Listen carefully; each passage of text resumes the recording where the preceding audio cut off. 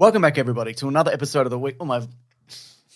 You choked up. Okay, yeah. You choked up because it's us here together. Yep. Couple of bros. Yeah. Working together. I'm working on my emotional, my ability to express myself. Interesting. I fucking hate you. That's good. That's good. We're finally getting somewhere. And then all the walls come down and you're in a psychiatrist's office. And I put my lab coat on and I'm like, we've done it, folks. Welcome back, everybody, to another episode of the Weekly Planet, where we talk movies and comics and TV shows. My name is James, also known as Mr. Sunday. And with me, as always, is my co-host. I don't actually hate him. It's Nick Mason. Dr. Nick The walls Mason. are going up. That's right. Oh, the walls are back up. Yeah. You want to live in this fantasy That's world right, yeah. where we do a podcast. Okay, great. I'm excited for that too. Terrific stuff. Big week, Mason. Big week. For 1,000 trailers that came out. That's right. We are going to, of course, talk about new Ghostbusters, Frozen Time. That's right. And that's going to be fun, I think. I think so too. As a movie and to talk about. A discussion. Yeah, two That's fun the best things. part of a movie is discussing it afterwards with your bros Completely on a agree. podcast. Yep, a real podcast. It's not an experiment or like you're monitoring somebody Yeah, absolutely. under the guise of a podcast. For their delusions. Yeah, and, yeah, yeah. You know. Yeah, because this Inability does to go out. communicate. It does go out, doesn't it, to people? I mean, you're certainly clicking on a thing, aren't you? Yeah. You're moving a file and you're clicking on a thing and it goes ding and a little pop-up comes up and it says, you've successfully done a podcast, and a smiley face comes up. Well done, James. Is this like the end of Shutter Island, spoiler alert, where you're going to lobotomize me? You're like, he still thinks he's in a podcast. Yeah, absolutely. That's right. All right. Anyway, this time goes below if you're doing a jump to Ghostbusters or whatever. Before we got there and we get there, it's the news of the week. We're going to talk some big businessmen going in on each other. Oh, big CEO news. That's right. We're going to talk about the use of AI in films and where that's happening. Mm-hmm. We're going to talk about a live-action Teen Titans movie in the works. Oh. We're going to talk about the next James Bond potentially. And then we've got trailers for Furiosa, The Acolyte, Marvel 1943, Beetlejuice, Alien Romulus, and Rebel Moon Part 2, The Scargiver. That's so many trailers. The dog is barking. I'm just going to check on dog. you I do can that. leave this room, right? Yeah. Yeah.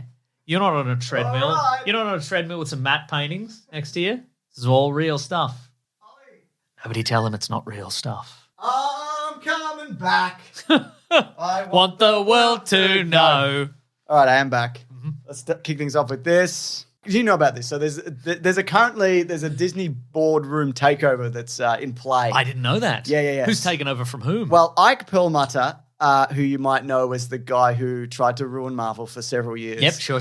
Kevin Feige used to have to go through him to make any kind of major decisions and was... He had to do it gridiron style. Pretty much. He put on his special armoured Yeah. baseball cap with the grill over the front of his face. Yep. And he put on his padded shoulders and he charged through Ike Perlmutter. People might know he's in that picture, that ominous picture of him and Trump. Yeah. He was the one who wanted to replace Jim Rhodes actor. Who were the two actors again? Don Cheadle and Terrence Howard. Terrence Howard, and he said, "Don't worry about it. People won't notice because all black people look the same." And he said, we've talked about him before multiple times. He's bad. Anyway, him and Nelson Peltz, who's a billionaire, whose granddaughter's in the Transformers movies. She's in 4. Really? And 4, the daughter of Mark Wahlberg. Oh. She was also in Avatar: The Last Airbender, the movie. Oh. Which is bad. Anyway. Nepo baby then. Yes. Okay. They're banding Do you know who's a Nepo baby? Who? That I didn't realise. Who? Jared Harris. Who's his parent? Richard Harris. Oh, yeah. It's disappointing. Which is weird because they're the same age seemingly. Fucking Jared Harris. He's good though. Piece of shit. Yeah, no, you're right. That makes a lot of sense. And that's maybe something I knew or didn't know. Yeah. Anyway, so these two ghouls, are banding together. Goons and ghouls to put from Capcom. To put Peltz on the board of Disney. Okay. But someone has stepped in. Because they want to get rid of Bob Iger. Yeah, sure. Who's currently the head of Disney because he was out for a bit and he retired and now he's back. Because he said something along the lines of we want to stop making so much crap. Yeah. And they're like, no, you Excuse me? How's the number going to go up if we don't just churn out crap? Yeah. So this is why THR, because somebody stepped in, a big player in this industry. Who's this going to be? Is it somebody I don't recognize? No, it's George Lucas. George Lucas. Creator of Star Wars. Now, he's a big Disney shareholder. Yeah, so he has huge sway. So I was under the impression that when he sold Star Wars to Disney, he was just out of the business No, forever. he got $4 billion Yes. and then he got a huge stake in Disney. Yeah. So so this is what he said. Creating magic is not for amateurs. Can you do it in the voice? Creative magic is not for amateurs. That's good. Do I have to do the whole thing No, that'll like that? do. That's Good. fine. We'll get AI to do it later. Yeah. When I sold Lucasfilm just over a decade ago, I was delighted to become a Disney shareholder. I was delighted to become a Disney shareholder. Because of my long-time admiration for the iconic brand and Bob Iger's leadership. That's true. Bob Iger did trick him into selling Disney by telling Star Wars. When Bob recently returned to the company during a difficult time, I was relieved. No one knows Disney better. I remain a significant shareholder because I have full faith and confidence in the power of Disney and Bob's track record of driving long-term value.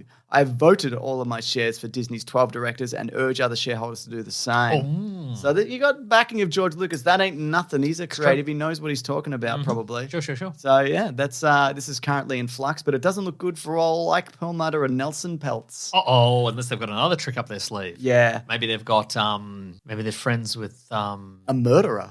I mean, certainly Donald Trump. Sure, probably we don't know for sure. He's not a direct murderer. No. Yeah, I mean through presidential stuff. Yeah, he's probably murdered a bunch of people. They have to. They love it. Yeah, they do. So they love get it. there. They really do love it. So look, I guess if I had to pick a side, it would be the side that George Lucas.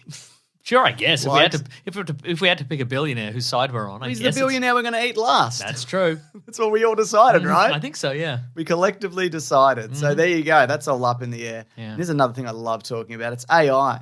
Oh, so you might have seen the news this week that Late Night with the Devil, which is getting incredibly rave reviews. It's true. Had some AI imagery used in its. So it's a couple of things. It's an interstitial, like we'll be right back, because it's a horror movie set in the 70s, I think, on a late night talk show with David Dastmalchian in the lead role. And so it's an interstitial, and it's also part of the background. Yes. And it's when you look at it, it's pretty obvious. Yeah. It's a skeleton. It's a scary skeleton. It's a bit scary. But it's got weird messed up hands and a weird leg that isn't, and it doesn't look real, and it's quite bad. And they admitted they used it for a few things, but it's one is again the main part of the set. And yes, I think as other people have said, I don't think it undercuts the rest of the I don't think it should exclude. I'm not going to not see this because they did this one thing. I mean, you could point to any film and be like, I don't like that element of it. Yeah, and I think the argument as well is currently, because there's a lot of discourse about it. The argument is, well, this might be an indie movie and it's smaller and maybe they didn't have the budget or what have you, but at the same time, if you let everything you let through without critique or without absolutely, then they'll. Oh yeah, this shouldn't have happened. Bigger budget movies will do it as well. Yep. And I think they've said some people on Twitter. A lot of artists were like, "Hey, I made my own version of this. Yeah. I did it in 2 hours." Given that they've been critiqued for this, when it goes to streaming or when it goes to a wide release or something like that, surely you could just get and horror movies, because that's what it is. They do have that DIY work ethic, where you could just contact a local artist and go, hey, we'll give you a couple of grand, and if absolutely. you want to, can you make a couple of grand, maybe 20 or 30 bucks. Yeah. Even if they made this with AI, just show it to an artist and go, can you make a hand-drawn version of this? Yeah. And a lot of people did, and then you get, maybe you get some money and you get your name in the credits and what have you, and exactly. Or this. This seems easier though, doesn't it? Yeah. And now you've drummed up all this PR. That's exactly right. That's great. I kind of I would like to see this movie. Yep. And I'm sure I'll see it eventually. But again, and it's also a case of so many people in Hollywood get their start doing a really small thing, whether it's in front of the camera or behind the scenes. And and they get one credit and they can build on that. And Director Joe Johnston designed Boba Fett and was a model maker for original Star Wars. He directed The Rocketeer. That's right. And now we're just getting Rocketeer sequels out the wazoo every year, twice a year. Yeah. Sick of them. Me too. God. Yeah. No, you're not wrong. And it's the same thing with how they're like, well, now we can scan a background extra and put them in a movie, and we can replicate them 100 times and put them in every movie, and blah blah blah. We don't have to pay anybody. But that's how people get on set, and they're discovered, and they get a line, and then they're in the movies. Exactly. So you can't need a scan of a person. I kind of feel like what they should, at the very minimum, contact somebody on Twitter who made a real version of that. Yeah. And when it comes to streaming or when it gets to the wide release, replace. I completely agree. It can't, can't be that hard. No, it seems easy. Yeah. Especially if this movie does well, which it looks to. Yeah. And some people have said, it's unfair because they're a smaller movie and blah, blah, blah. No. But I think, I think it's unfortunate they've been caught in the crossfire here, but they are, and they've gotten the heat. Yep. And I think as a gesture of goodwill, they should probably replace. Yeah, I don't disagree. And it's not like, well, how can we find somebody? People have volunteered their art. I'm sure there's people, and I don't think they should do it like this, who would just do it for free. Yeah. For exposure, which I don't encourage at all. But like to be like, this is out of our budget or abilities is just not true. Yeah. Anyway, more AI news. This is via Bloomberg. OpenAI is gearing up for a series of meetings next week with Hollywood studios. Terrific. Now, which one is OpenAI? Sora. Oh, they do the 30-second videos? Yeah. So talent agencies and media executives, so they're going to go to Hollywood studios, talent agencies and media executives to pitch filmmakers on the integration of its AI video generation tool, Sora. CEO Sam Altman made the rounds and attended parties during Oscars week to start making inroads. A spokesperson for OpenAI said in a statement to Bloomberg, "We look forward to an open dialogue with artists and creatives." Love that. So it's been like Japan, snowing, walk down street. Yeah. Everybody look at drone camera. shot. Yeah. God. Uncanny valley eyes. Fucking scary looking eyes. Fucking looks bad. Grim, man. Chilled down your spine as you look at these people because they're not quite right. Yeah. I think the only thing that would stop this is just people going, we hate this. Yeah. I think, and it's unprofitable. I think that's the only way they would stop doing this. I mean, you could also, I know with actors, they put things in place in contracts and all of that, and like, SAG-AFTRA, where like you cannot use AI tools in various things. But I don't know. It just seems like the dam is going to burst on this at some point. I think it's going to be a case of your big stars will be like your Tom Cruises and et cetera will hopefully be like, you cannot replace any part of me with AI. If you need reshoots, you use an AI version of me. You have to bring me in and blah, blah, blah. But I wonder also if there might be some people who are like, well, if you give me an extra $1 million and I don't have to come in to do reshoots, fine. Yeah. And then it's kind of a like. Was there stuff said about Roadhouse, some ADR AI?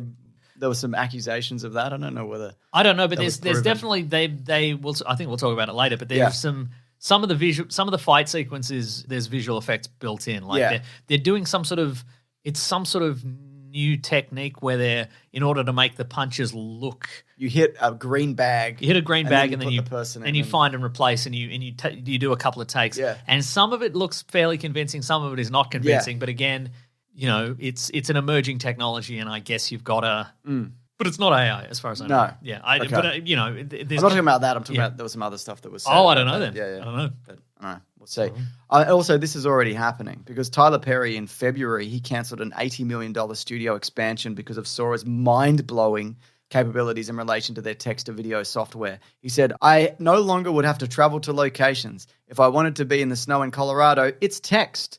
If I wanted to write a scene on the moon, it's text, and this AI can generate it like nothing." Ugh. Great. Yeah. Really good. And it's that thing of like he's a billionaire. Yeah, exactly. Doing. Just spend some money and hire some creatives. Get a green screen. Get a green screen. Yeah, I mean, and it's again, I think what is probably going to happen is someone is going, probably a smaller creator like your Late Night with the Devil people. Somebody is going to AI generate a scene or AI generate a background or something like that is going to be demonstrably owned by somebody else. Like it'll have Disney creative elements, and it'll be owned by a really big company. Somebody you can't poke. Exactly, and they will go, okay, well, we're going to sue you. It'll be I think if we briefly talked about at some point, we may have maybe a bonus podcast about like sampling music in the 80s, and what happened was there was no rules for a while, so people went nuts with it, and then some people with deep pockets said, we're going to sue you for using a sample you didn't pay for and you didn't ask for, and then the rules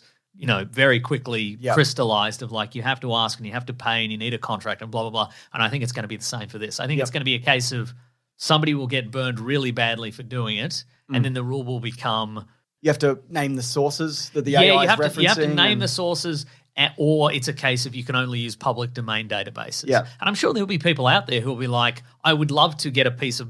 Well, maybe not. But I'm sure there'll be some people out there who'd be like, I have a piece of art and it's public domain, and if you want to use it in a AI generation database, you can. Something like that. Or for a small fee. Sure. It might be I imagine they'll probably build it into that system where you go generate a scene in the winter with the blah, blah, blah, and you click and it says it's used all these sources and check the boxes and they'll get sent a fee. Yep. And if you want to pay for it, you can pay for it. And if you don't, you uncheck the boxes and you get a worse version.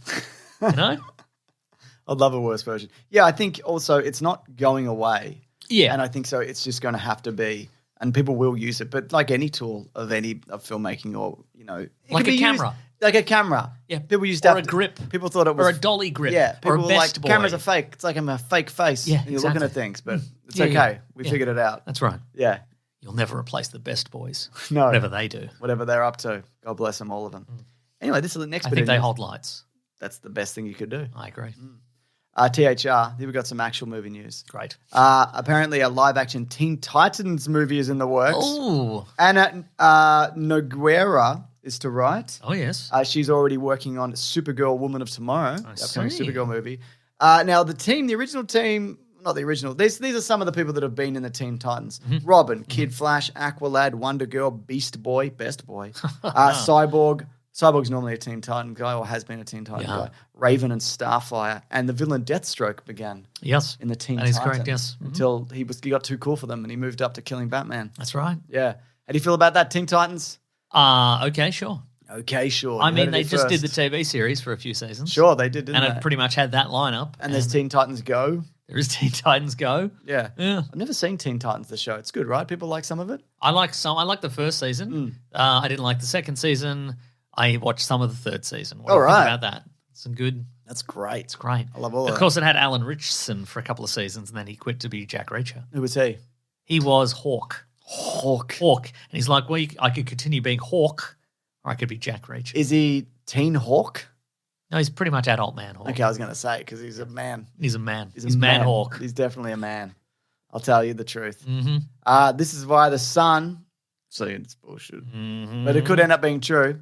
They're saying that Aaron Taylor Johnson is James Bond. He's a lock. Yeah, he said James Bond is Aaron's job should he wish to accept it. The formal offer is That's not. That's how they say it. That's not how Bond accepts missions. It's just his job. He has to do it. No, should you wish? Do you want to accept it? This job is about to explode. No, I won't take it. You have to. You said I could choose. No, it's your job. We're giving you the illusion of choice, like most jobs, but you just have to do it. The formal offer is on the table, and they are waiting to hear back. As far as Eon is concerned, Aaron is going to sign his contract in the coming days, and they can start preparing for the big announcement. Ooh. E! News has said that Aaron Taylor Johnson has not actually been offered the role of 007 at this There you time. go. So I would say, yeah, it sounds like he's probably one of the front runners. Which isn't surprising. Or is it potentially his agent has put his name in the press to drum up some stuff? And then, people, they gauge public reaction to it as well, and they're like, it was the people liking this guy, etc. Now, he's 33. So that would be, is that, It's a good age. when did Sean Connery start, I wonder? I think Sean Connery was a bit younger 50. than that. He would have been 50 years old, right? He would have Based on the vibe. Yeah, would have been in his face and head. 50s. Yeah. How old was Sean Connery Bond? Nice. He was 33. Whoa. Okay, all right. I mean, that was when the movie debuted. Yeah, it's true. So this guy's already 33 Yeah, over there. man. How old was Daniel Craig? He would have been about that age. Go to the Google Maybe machine. a bit younger. He's 56 now. I know that. So he was born in 68.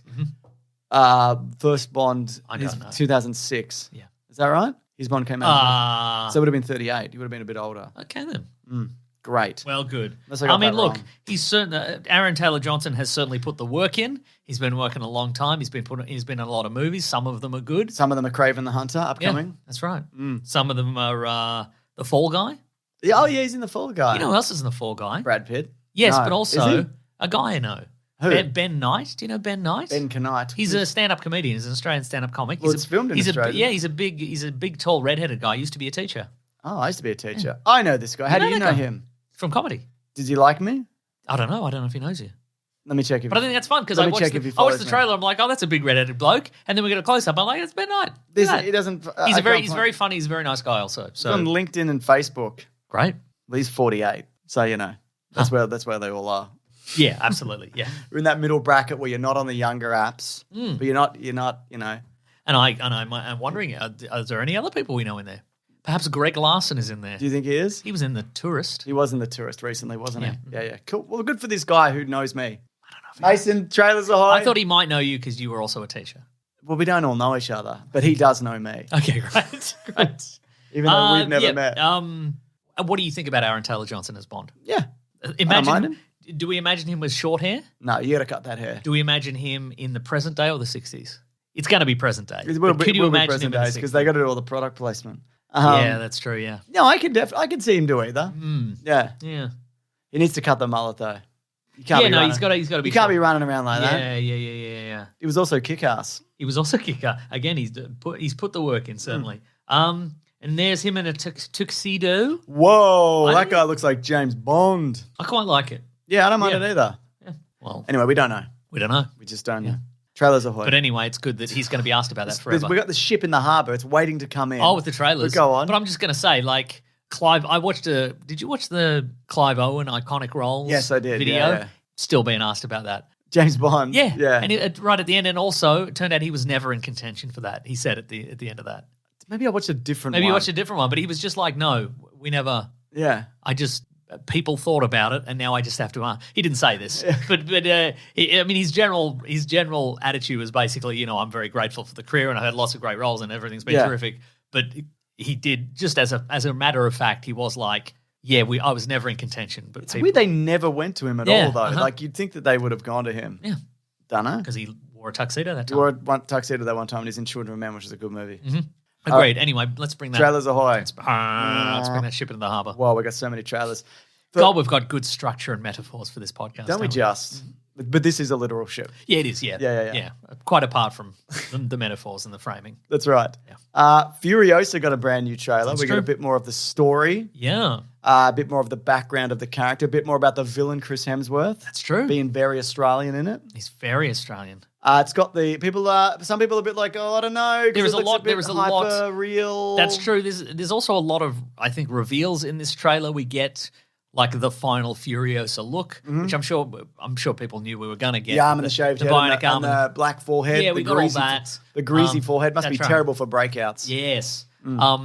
We also got her her life as a child in. Is it the Megan Gale garden place that we see in Fury Road. Garden State. But it also reminded me because we recently rewatched, thank you, Zach Braff, Scrubs. Yes. Scrubs interns. Yes. We recently rewatched original Mad Max. We're doing it for Caravan of Garbage, not this week, next. And there is a scene in that where Mad Max and his wife and his kid just go on holiday to Dalesford or Phillip Island. And I'm wondering if that's where Chris Hemsworth is from too. There you go. I'm wondering if the lush paradise that we see in Fury Road and Furiosa isn't some sort of mythical Garden of Eden place. It's just Phillip Island. Just Phillip Island, man. So look, I guess I'd love this to be like as good as Mad Max Fury Road. Skepticism, obviously. I know people are saying like there's a lot of CGI in this. There's a fucking shit ton of CGI in Fury Road. Yeah. Watch any behind the scenes of that. It's just there's so much CGI stuff in that. A lot of it is done for real, but so many background replacements and vehicle stuff and whatever. So and there is like real stunt work. Yeah, there's a decent combination of visual effects and putting somebody in a big giant rubber band and having them spring into the air. Exactly. So I'm hoping this is good. It's out in a couple months or whatever it is. Then we got a trailer for the Acolyte Star Wars. Sure. It broke some records. Apparently, most watched Star Wars trailer, but most disliked. Big thumbs down. Also, sure. Okay. I loved the poster. It's the lightsaber with the blood dragged down. Sure. It's got. Sorry, on. I was going to say. I was going to say. Silence for the rest of the podcast. Yeah, please. I was going to say. Okay. No, sorry, go on. It looks there is a nice combination, I think, of. I was going to say, not nice combination. What I liked about it is I think a lot of the fight choreography looks very good. Yeah. Like it sort of seems very interesting and creative in a way that it seems to be more martial arts based than a lot of the more recent stuff. It's the High Republic era or whatever. So right. So they're perhaps more kind of, they're more skilled and less wood choppy. Carrie-Anne Moss, Lee Jwang Jae, Carrie-Anne Moss, of course, Matrix. And also the dude from Squid Game is in it. That's true. Hello, I'm Squid Game. Now, look, I didn't mind the trailer. I didn't feel the need to furiously dislike it. But the thing I like about this is that it's the showrunner is Leslie Headland, who did Russian Doll. Oh, great. So that's what I'm interested in for this And it's a mystery. Who's the Sith? Who is it? People are saying Darth Plagueis maybe, or some kind of rogue student. Who knows? Maybe a new guy. No. Darth Maul? Yes, Darth Maul's back. Love that. Yeah. For the first time. But just his legs. Yeah. So when is this set? When is this set BBY? When does this set BBY? It's Yoda's like 200 or something like that. So it's I don't know. So it's set during Yoda's 200th birthday party. That's right. Okay, so this is... They pull him aside and like, Yoda, there's a fucking... How old is he in Empire Strikes Back? He's 900, right? Yeah, there's a red lightsaber happening. Your birthday party. Oh, speaking of lightsabers. Yep. Yellow lightsabers. Oh, those are canon. They're canon now. I mean, They were before. They were. They were with Ray. Cal Kestis have a yellow one? I know you can make it yellow. Kyle Katarn had a yellow lightsaber. It's true. But that's not canon. It's true. What I didn't like about it is what I've probably not liked about a bunch of recent Star Wars stuff is there's a lot of stuff. I think I read that they were like, we didn't use the volume. Well, it looks like you did use the volume and you didn't bring Greg Fraser in, creator of the volume, so it looks bad. A lot of it looks bad. You're just standing around. Yep. But again, it isn't the volume's fault. It is the fault of do it in post. Capitalism. Yes, capitalism. But it is a case of we don't want to make any choices now because we might want to make some different choices later. So let's just do the most basic shot framing we possibly can and fix it in post. So we don't want a spectacular dynamic shot because what if we don't want to use it later and we don't have any boring Do you really want that? Do you really want a spectacular dynamic shot? No, I want boring stuff. Yeah, that's what I thought. But anyway, you could have fooled me that they didn't use the volume in a bad way. You cannot be fooled, Mason. When did this Do you think Greg Fraser, I don't know if he's connected to the internet June at all. 4th. Yeah, go on. I'm wondering if any time a Star Wars trailer comes out, he's like, I'm going to get a torrent of abuse from people who think this is my fault. I think most people don't know that he does No, that's probably true. that at all. Yeah, I think a lot of people probably And if you do know, you probably like the stuff that he does. Yeah, I think you're probably right. I think probably people mostly just assume this is just regular green screen. He did the Batman. He did the Batman. Yeah. Mason, quick question. Are you team green or team black? God, I might have to make a stupid decision about whatever this stupid thing is. Team green or team black? I'm going to say team green. Yep. I just like, what shade of green? Like an Albany. An Albany. Yeah. This town of Albany, New York. Exactly. An Albany style green. Exactly. Are you colorblind? Doesn't matter.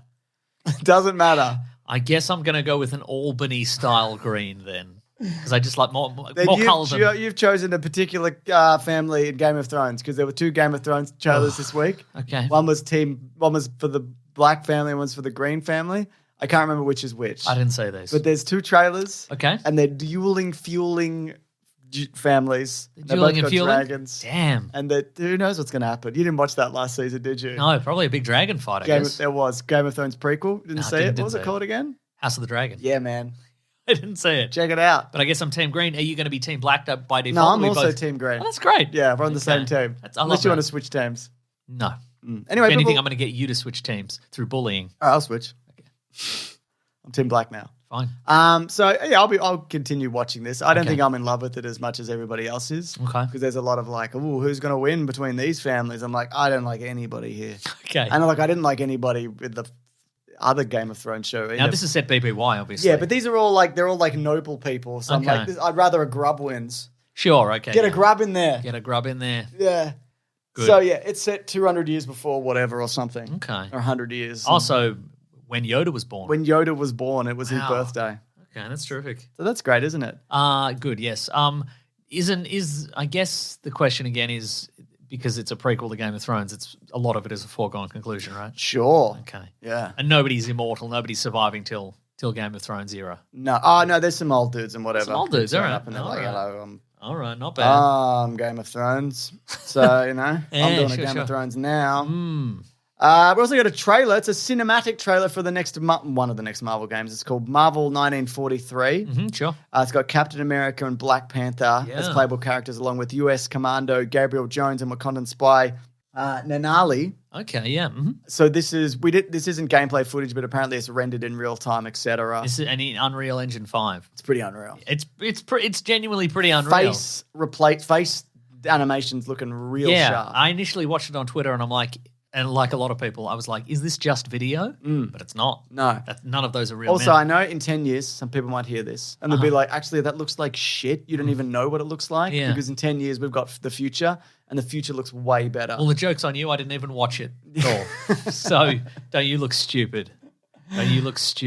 So as I said, out in 2025, I'd completely forgotten about this. Yeah. Now, is this going to be in the style of like a Assassin's Creed? Assassin's Creed, there we go. Like an open world little open map. world sandbox. If I had to guess, I would say, and I don't know, it'd be more like a Sniper Elite where you're given an area. Okay. And you go in and then whatever. you throw your shield and it hits a guy right in the nuts and you see an X-ray view of their nuts exploding. Exactly. Terrific. And he goes, my nuts. But in German. I did that. I said, ach, my nuts. My nuts. Yeah. Yeah, you're probably right. So I'm looking My forward. nuts have exploded in my Lederhosen. I'll never get that out. You really won't. You won't. You won't. You have to, I don't know what your situation will be, but it's bad. Yeah. So yeah, look forward to that next year. And then we've got a trailer for Beetlejuice.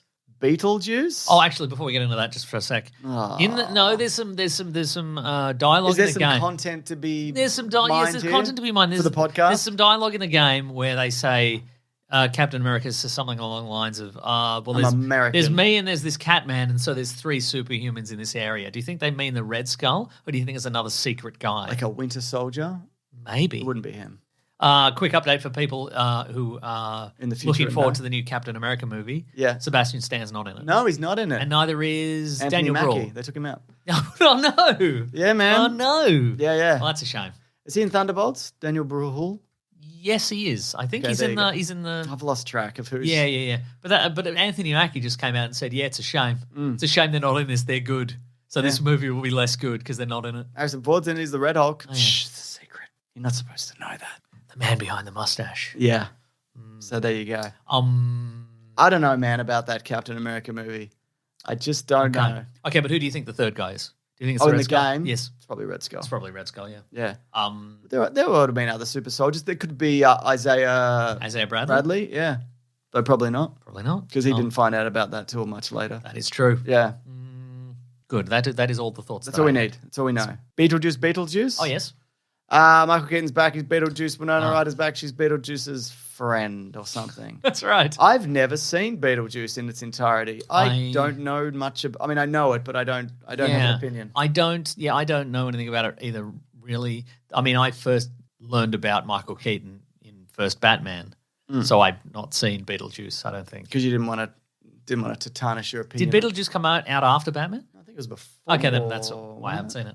All I know about it is there's a scene where 88, yeah. 2 people there's 2 as a husband and wife, and they're like morphing their faces, they're stretching their faces out in a hideous form because they're dead and they're in the afterlife or something. I don't know what it is. There's apparently there's the choir of children. They're singing Deo. You know that song Deo. That's a bit from the first movie, and this is meant to be a funny little riff on that. Isn't this a sequel? Yes. Yeah, that's cool, man. So look, Tim Burton's back. It actually looks like a real movie. I love that. Do you know what I'm saying when I say that? Sure. Looks real, like they made it. Yeah. So we'll see. Yeah. I don't know. I mean, looks can be deceiving. Maybe they didn't make it. Yeah, they might. Maybe this is an ad for Verizon or something. Talcum powder. Verizon brand talcum powder. Yeah. Hey, you put your phone to your ear too much and your ear's all oily and your phone's oily? Verizon talcum powder. And go to a doctor. $29.99 a month. With your oily ear. Yeah. This is my favorite trailer from the week, though. It's for Alien Romulus. Sure. It's Fede Alvarez, who did the Evil Dead 2013 reboot. Yes, and also something else. And something else good that I liked. His credits were in there, and it's like, oh yeah, not bad. So it seemed, I watched an interview with him. I can't remember on what. God, we're good with the memories this week, I wasn't going to bring it up because I'd only just remembered it now. He's from Uruguay. Whoa. Oh, Don't Breathe. He's in the movie Don't Breathe. That's right, yeah. Which is about the blind guy and they go into his house? Yes. Okay, yeah. Sorry, it's the movie podcast. But they did an interview with Great name. But it is a good name. Great name. Oh, what's a podcast about movies and school? These guys have 103,000 views on this video. How many views have you got on this video, Mason? How many views have you got on this? On their video? No, on this that we're doing now. How many views you got on none that? Currently. Exactly. It hasn't been published Exactly, yet. idiot. Oh, how many do you have? I'm not saying I'm better than these guys. Wow. I mean, I do think that, but I would never say it. Right. Anyway, right.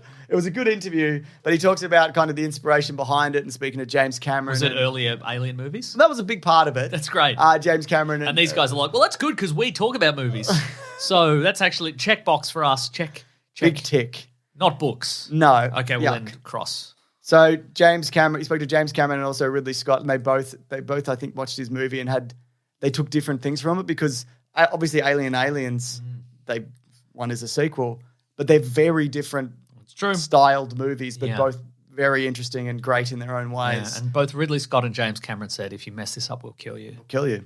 We'll team up and we'll kill you. We haven't killed any of the previous directors that messed these movies up, but we will kill you. We've had jack of it, quite frankly. Some of these are bad. Yeah. So apparently, it draws inspiration from those two movies, even looks-wise. I think there's two ships or two stations, I remember him saying, and one of them is the older technology, so it's kind of the technology from the first Alien, and one is more what we see in Aliens. Sure, okay. So you got these two kind of different settings. Apparently, a lot of it's to do with siblings and all of that. So it's called Alien Romulus because of Romulus and Remus is that thing, or whatever. Yeah. You know, it's a thing. It's a thing in a parable and a fable or whatever. What else was I going to say? I can't remember. The Romuluses and the Vulcans. Exactly. So forth, yes. Yeah. So this comes out, I think it's August. I'm jazzed for this, man. I'm jazzed too. It'd be nice to get a good Alien movie. Sure. Now this is so long. This is probably ignoring the events of most of the other Alien movies. Well, it's set between 1 and 2. Okay, right. Okay. So it's like 20 years after very 1, maybe. Convenient. Yes. Because Ripley was in hypersleep for 50 plus years, right? She was. There you go. And then her. But this movie does have another Ripley in it. Yeah, really. that's a true. Ripley type person. Pulse rifle. But seeing the face huggers like sprinting and jumping. Yeah, that was good. Yeah. I was going to say it's sort of, there's a certain point with these movies where the tension disappears because everybody's got a pulse rifle and a flamethrower and a power loader. And also, you've seen these things before. Yes, exactly. Yeah, you want to reclaim the terror of those things. So that looks exciting. I also don't mind the idea that it is a different continuity to the newer one. I like some of the newer ones. Yeah, people have. I don't think he's throwing. I think he said he's not throwing anything out. Yeah. I think perhaps I read something along the lines of it's not going to include the continuity of remember David in the Prometheus. The Prometheus. Oh, one, that's right. That they are throwing out. Okay, but I think it's you could I like the idea in that movie that humans created the androids and then the android created the aliens that are destroying the world and that's the evolution there.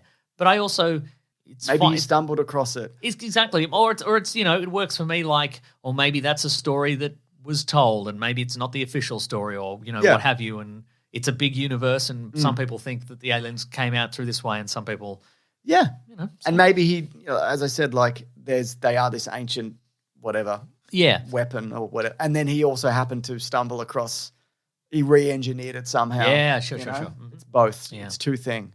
So Alien. As long as we get one of those big, stony white guy engineers going, I don't like this. Or I do like it a lot. I don't want any of that. I like it a lot. Let's not. You know what I'm getting a lot of? What's that? Fucking grey hairs. YouTube. No. Because you've got them all already. I don't. You've got them all already. YouTube shorts. Okay. Of like movie facts. And it's AI. It's an AI voice over AI images of being like, this is the upcoming Alien movie. And it's just like AI junk images. I've never had terrible that. Voice. That's interesting. I keep being like, I don't want to see these, but they keep popping up. Yeah, right. And I like them. Yeah. So that's probably why they see them. I get on Instagram. I get a lot of on the Explore page. I get a lot of pornos. Yes, exactly. But also I get a lot of stuff from like it'll be accounts called like True Marvel Facts, and it'll be like True Marvel Fact number 451. One time Magneto was gonna blast everybody, but then Wolverine did a big punch. Is that true? Yeah, it's a true Marvel fact. Great, what a good true Marvel fact, That's really cool. Can you please link that to me? I'll send those to you. I want my feed flooded with that. Now, I said that was my favorite trailer of the week, but my real favorite trailer of the week was for Rebel Moon Part 2, The Scar Giver. Sure. They're all back. They're actually going to finish their Seven Samurai. Great. They started to set up their Seven Samurai in the first movie. But now they're going to do it. They're really going to do it for real. Do you think? Are you worried that they're going to? Will they be able to beat the guy they already beat? Will they be able to beat Ed Skrein for a second time? I don't know, because they took him out of a bag in this trailer and he looks even tougher. And by that I mean the same. He looks exactly the same. Yeah, he's probably a bit upset though. I mean, that'll give him the resolve. He had a phone call with the Emperor, and the Emperor was like, I'm disapproving of you, Ed Skrein. That's right. They had a goo phone call. He did have the goo phone call when he was in some sort of goo bath getting attacked by tentacles or whatever. Yeah. Yep. Good. It's coming out. Yeah, I mean, we can't stop it, can we? Would we want to? No. I'm glad. Me too. Maybe it's the good one. Yeah. Have you ever seen a movie that you really, really didn't like, but then a few months later they released another movie as its direct sequel, and that one was actually really good? No. This will be the first This time. will be the first one. And then if somebody emails in one day to the podcast and they go, hey, I've got a question. I've got a question. Have you ever watched a movie that's really bad and then the sequel is really good? We can go, yes. Now that you mention Rebel Moon Parts 1 and 2. So we'll have an answer pre-made for that. Yeah, and that's right. perfect. That's really good. That's a great idea. Yep. All right. So but then I also reply, do you not listen to the podcast? Yeah, come on, man. Don't you hear literally everything we say? Come on. Because we've talked about that at length. To death. Oh, April 19th. It's coming in hot. God, that is coming in hot. That robot's fighting. Now. They're barely going to have time to release the super R-rated version of the first one that's super cool and even better. Are they going to do that beforehand? I don't know, maybe. Well, look at this cast. Yeah, it's a shame, isn't it? Fucking waste. Maybe it's great. Nobody's defending this movie, though, are they, really? Would Audio Slave contribute a song for that trailer if they didn't think it was good? They would. But because we were... They used that song in the Iron Man trailer in 2008. That's a good song. Because we were talking about, like, so they stopped making the Zack Snyder zombie movies. Yes. And I'd imagine this could go any which way, but they're going to stop the Rebel Moon universe after this. The Rebel Moon universe? But do you think people will rally behind the return of the Rebel Moon universe? And I think no, because these aren't iconic characters.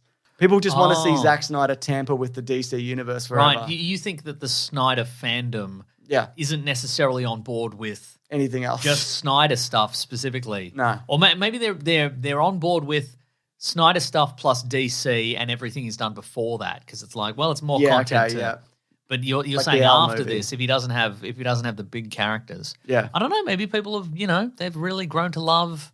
Name one character. Short hair lady. Yeah, short hair lady, the Scar Giver. Spider Woman. No, you're thinking of Madam Web. I am thinking Madam Web. God, it's a real shame when Anthony a movie Hopkins has less memorable characters than. Here we go. Anthony Hopkins' robot character, his name is Jimmy. Jimmy the robot. I love that. Ed Skrin's name is Atticus Noble. Cool. Yep, sure, great.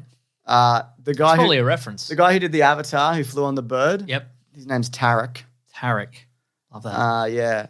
So these are all. I love all those guys. They're iconic. You know. Yep. Yeah. Yeah, good. Was Jenna Malone the spider? Yes, she was. The spider was called Hamada. Oh, Hamada the spider. Do you think that's what they referred to her on set as? Hamada the spider? Almost certainly. Yeah, that's what I thought. Anyway, we'll see. Anything can be good, including this. Not this, though. Including. Wow. I got to stop saying that. Yeah. It feels like you're not committing, you know what I mean? Yeah. We should be free to say our real thoughts. Okay, I don't think it's going to be good. I don't think it's going to be good. I don't think he's But also, would love to be, this is my new thing, would love to be surprised. I agree. Imagine if it was incredible. That's what I'm saying. And when we talked about, first Rebel Moon. Yep. Rebel Moon, A Child on Fire.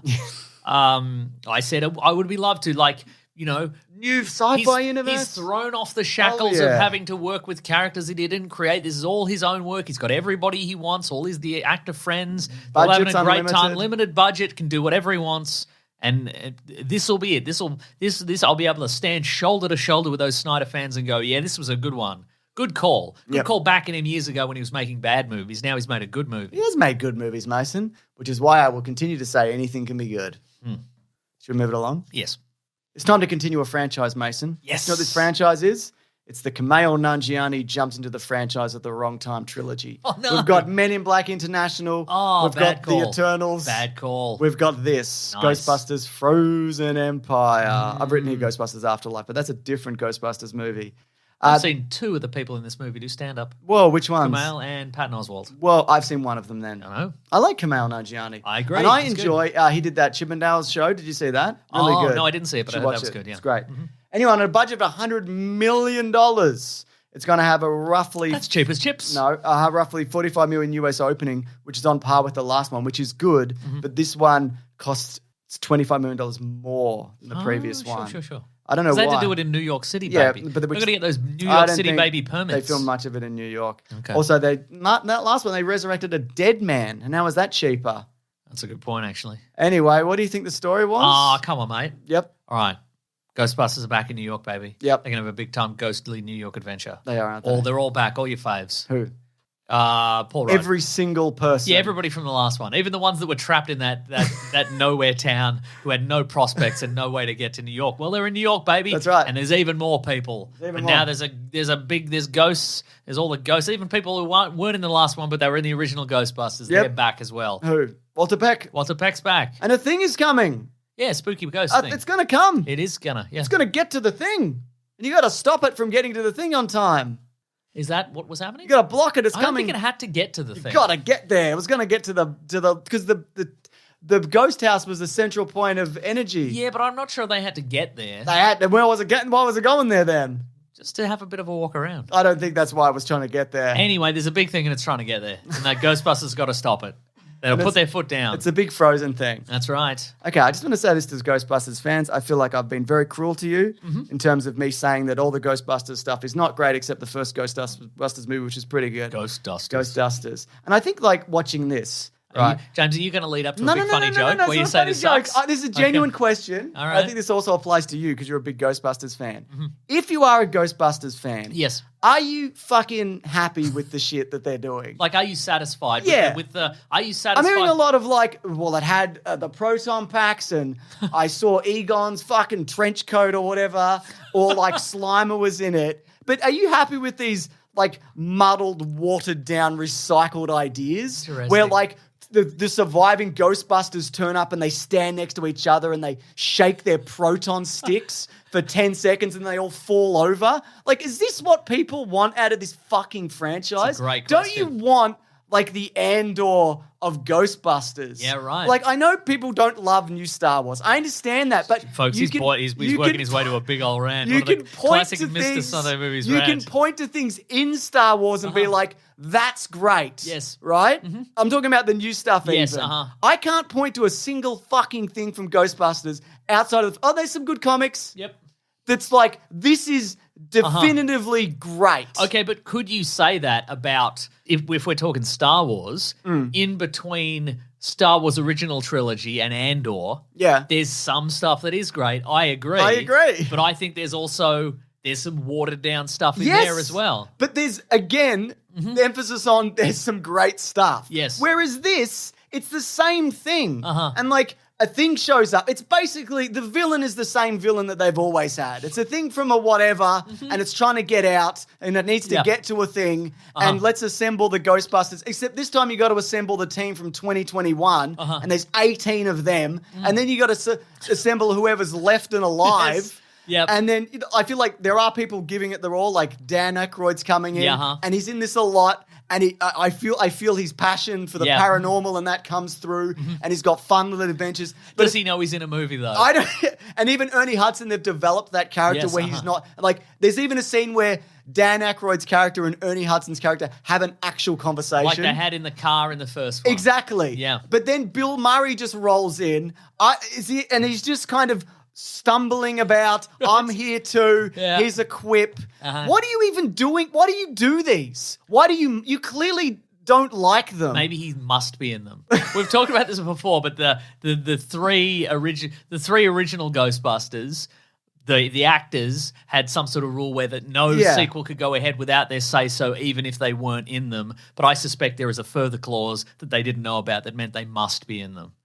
I'll tell you this, James. I would say your criticisms are valid. I would say as a fan of especially the original Ghostbusters, I did enjoy this. But I think some of those criticisms you pointed out are very valid. Like there are so many characters in this. I think as the movie came to the end, I think they clearly had planned okay. It feels like a reshoot as well. We'll talk about why. I suspect by the end, there are so many characters in this that when you return to some of them, you go, they're in this. I remember now. But there are... Because there's Patton Oswalt, James Acaster is in it as well, who I like, Kumail Nanjiani. There's a new people. Finn Wolfhard's friends from the previous movie who were trapped in the nowhere town. Yep. They've made it to... They've found podcasters here. Yeah, they've found various means to get them to New York City. And there's so many characters, but I feel like they all had a role to play, and I think that... as contrived as some of it is, I think by the end we reach a satisfying conclusion with them at the end. Like there's no. Okay, fine. But I feel like, it was I enjoyed all the characters, even the new guys, and there are so many new guys. Yeah. I feel like it all came together in a satisfying way at the end. And I think I feel like it's pretty much also the same thing that happened in the last one. I guess is a spoiler, but you've seen this movie. But that's franchise movie making. No, isn't exactly. it? And that's what my problem with it as well is that like the old team get together and you get to see like Janine's there now and she's got a wrist ghost proton pack. Yeah, sure. And like even she suits up. But for what? Again, the four of them stand in a line and they just and I can imagine them filming on the day and they're just shaking the proton packs. And then they go, whoa, and they fall over. And then someone else comes and they really zap the thing. Look, if I can be critical about this, James, if you'll allow me to be critical about this movie for just a minute, in between your gushing praise of it. It's not even as good as the 2021 one. I think it's better than the 2021. At least that was not like, it was Ghostbusters again, but not the whole thing. If I can be critical of this one, James, if you'll allow me for a moment, stop saying how good it is. I think they've perhaps overcorrected in hedging their bets with this one because, as we all know, they whipped out the 2016 one all-girl Ghostbusters, no boys allowed Ghostbusters, and people hated it because it was like, well, we don't even the last one's not even in continuity. It's a whole separate. It's all gone. And I think with the last one, they were like, okay, we need to sort of pass the torch to the new generation of Ghostbusters. And I think in this one, they're like, let's do a tiny bit more of passing the torch. Let's get him in the firehouse. Let's do that. Yeah. And then if there is another sequel, then we really need this particular audience and general audiences to say, okay, well, the previous Ghostbusters approve of this new team. Yeah. And they've worked together and now we can move forward with the next adventure kind of thing. Sure, just take us 3 movies to get there.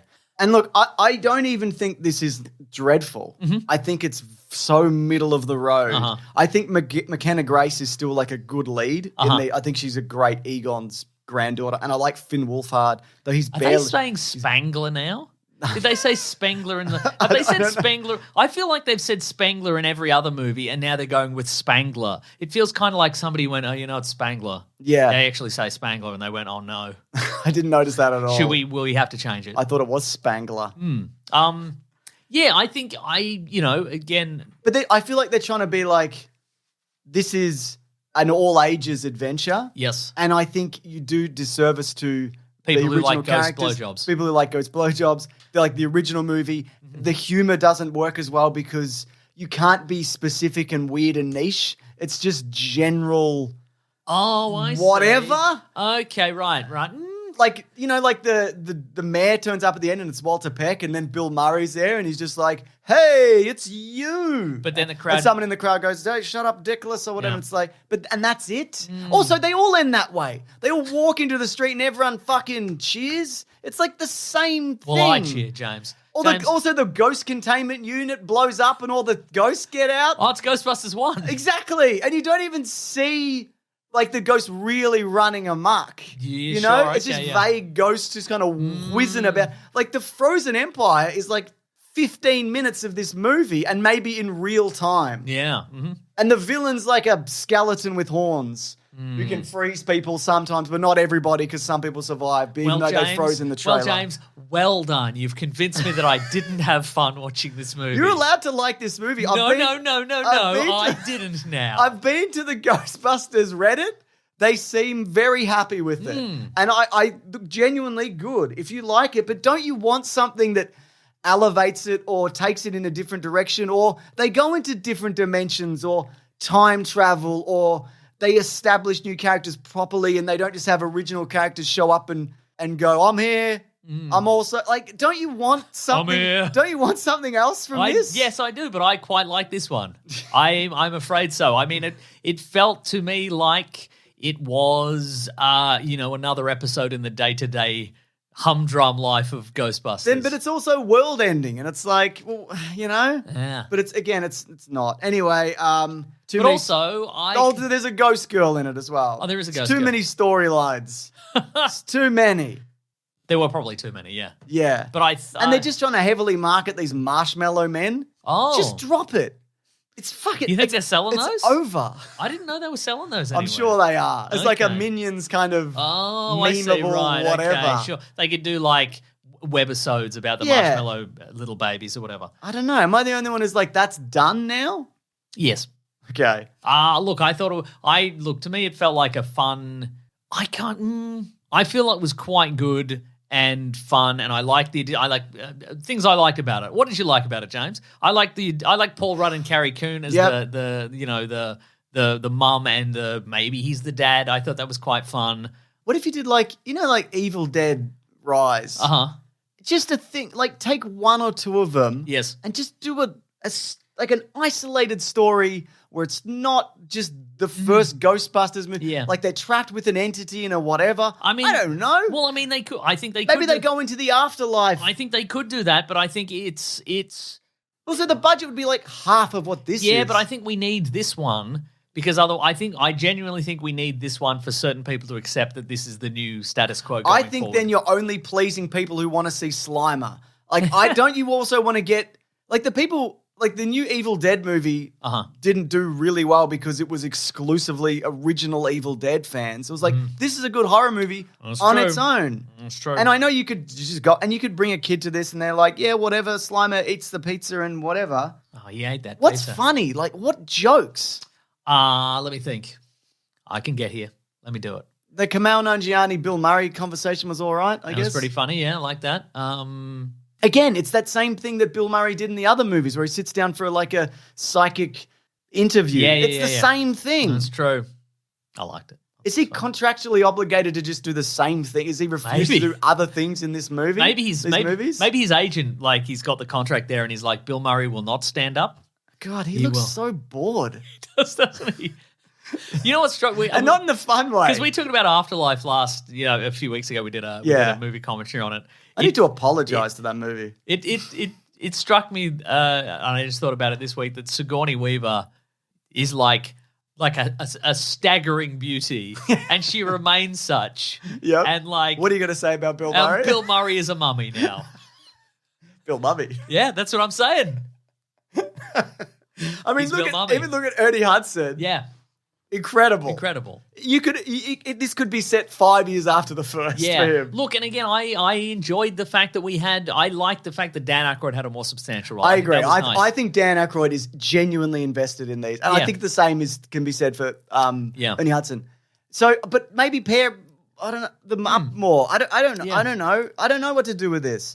Let's do spoilers. Okay, cool. I'm not even going to say it's the worst movie there ever you go. because this is clearly what people want. Just this. Yeah. Just this again and again. I think the next one they're probably going to mix it up if we get another one. But yeah, look, I feel like I'm Walter Peck. I want to close down the Ghostbusters. You did this already, and then another guy did it in the second movie. Come on, man. I think if you like this franchise more, and I think some people who like this franchise more are like, this is what we want. This is a bit of fun, and I like to see. Aim higher. I won't. I refuse. I liked Bill. I don't know what it is about this franchise that upsets me. I liked Dan Aykroyd and McKenna Grace and podcast getting in the little motorcycle in the sidecar. See, a new thing. There you go. There you go. A new thing. Yeah. It's got a little like rail gun kind of thing. Yeah. In it. I like the family dynamic. Oh, the lions came to life from the stood next to the lion in the first movie. That's so true. All the librarians here. Okay, I'll tell you what. Yeah, the librarians here. I think there was some definite stuff where I think they probably went too overboard with the fan service. There's the moment where Dan Aykroyd goes into the New York Public Library and we see the librarian goes from the first one, but there's no payoff there. No, I reckon if they'd you had to have known that. Yeah, that's true. And then we see the main librarian guy there, and he's like, "Oh, that's this guy. I don't like this guy from earlier." I kind of feel like I would have loved to have seen a moment where Dan Aykroyd's character and the library ghost have a little conversation. Yeah, and she's like, "Sorry." He should say sorry. I was having a bad 100 years, kind of thing. I also think Kumail Nanjiani, he should be in this more because we're doing spoilers because he's the fire master. He's not the key. He's not the key. He's a different guy, master or whatever. Yeah, he's the fireman. And he kind of disappears, and at the end he comes back, and it's just like our fire powers, and that's part. And then we'll zap the ghost in a slightly different way, and we'll contain it. Figured it out. We'll knock its horns off, and that's right. But it's not even as good as the villain from the second one. The second Oh, villain, Vigo. Yeah, Vigo. Well, Vigo, I think, is a pretty good villain. Yeah, to I be mean, this fair. was a kind of nothing. I'll concede, James. Yeah. And I'll stop Where's you there. the personality in that thing? I know you love this villain, but I'm going to say where's the personality? You know what I mean? He's Yeah, just a guy with some horns, and he's Yeah, no, you're right. And again, I think it is that sort of Marvel syndrome. Yeah. You know what? Maybe I wonder if it's because this is in some way this is kind of Marvel with a different coat of paint. Absolutely, it is. It's Sony Marvel. It's when you have such a big ensemble of heroic characters, the good guys, and you're like, well, we want to spend so much time with them, and then you don't spend enough time making a compelling villain. Yeah. There's not enough time, and there's no space to go, okay, well, what's the history of this character? We're gonna see it expand, you know? Imagine if you teamed up like Bill Murray I'm listening. and McKenna Grace for like they have their own adventure kind of movie. Sure. And that's the movie. And I don't know whether he'd do that. You could really give it to any of the Ghostbusters. Yeah, sure. And like you can have the other ones at the start or whatever. I would probably do McKenna Grace, and it's McKenna Grace, right? Sure. Not Mackenzie? Might be. I confuse all the McKennas and the Mackenzies. But I would say her and Dan Aykroyd. Yep. I would love to see if they're going to do a sequel. McKenna Grace, if this makes enough money to warrant a sequel, I would love to see. Might. Yeah, I would love to see maybe Ray and McKenna's character on a little motorbike adventure. I think that would be fun. They go a little bit out of town and they investigate a haunted house. Even a TV series. Yeah. Like a live action something. Sure. I don't know, man. I think there's some stuff cut in this as well. Do you remember the bit in the trailer where they're all standing on the roof in their red jackets and they're like, whoa. Oh. None of them are only two of them wearing the red jacket. Paul Rudd is not wearing the red jacket in this. Like that was a big deal. A red on Rudd. Yeah, and I think maybe that red jacket thing maybe was tied into defeating the villain. Also, the girl from the last movie is an intern. She gets frozen in the trailer, and you see her like eye freeze over. And that rooftop scene she has with Finn Wolfhard looks like a reshoot because they took out the other rooftop scene. Yeah, so I don't know whether she was died or was frozen for the rest of the movie, and they're like, we have to bring her back in. I think they trimmed some of this for gore, or not gore, but I think horror. For example, the key element is this orb which contains this ice ghost. Yeah, and I think potentially, and James Acaster is a sort of a ghost researcher that's been hired by Winston to do more. He's a new Egon kind of character. I enjoyed his work there. I like him, but I suspect he might have lost an arm in the.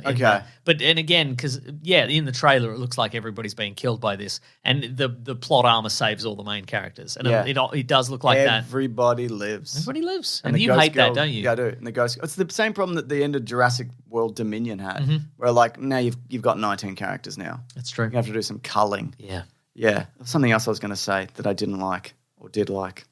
I don't know. Oh yeah, there's a machine that you can turn you into a ghost for a minute. Oh yeah, and you'd get in that. Because I'll go in, it's going to turn me into a ghost, but then it's only for 2 minutes, and then I'm going to be able to jump back in my body.